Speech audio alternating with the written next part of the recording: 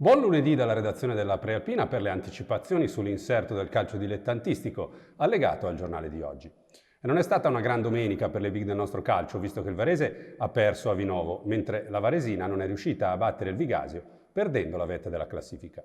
Per i biancorossi col Chisole è stato uno stop sanguinoso perché è arrivato alla vigilia del big match di domenica contro il Bra, che è scappato così a +9. Partita spigolosa fra due squadre che hanno combattuto anche con troppa veemenza, ma alla fine sono stati due episodi all'inizio dei due tempi a decidere la partita. Dopo 8 minuti è stata la Marca, che già l'anno scorso al Franco Ossola aveva fatto la differenza, a stappare il match con un gran tiro dai 25 metri. E allo stesso minuto della ripresa è arrivato un calcio di rigore molto contestato, realizzato da Kamal. Da lì la sterilità offensiva si è rivelata essere il problema del Varese, che ha spinto molto senza mai trovare la via del gol. Discorso diverso per la Varesina, che si è trovata in 10 uomini dopo mezz'ora per l'espulsione di Coghetto per doppia ammonizione. E così il Vigasio ha trovato fiducia e le Fenici hanno preferito non correre troppi rischi, portando a casa un punto che, visto come si erano messe le cose, non è neanche da buttare.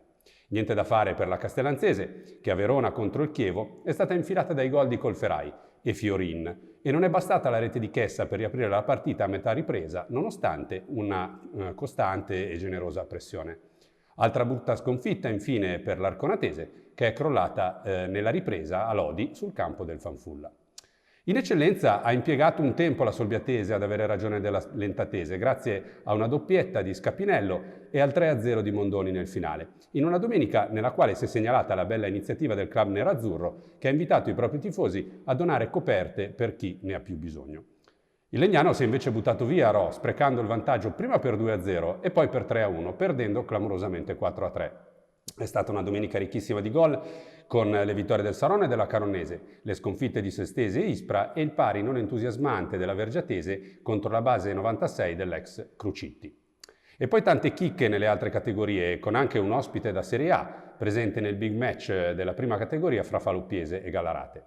Per scoprire chi, non vi resta che acquistare il giornale in edicola o sul sito www.prealpina.it.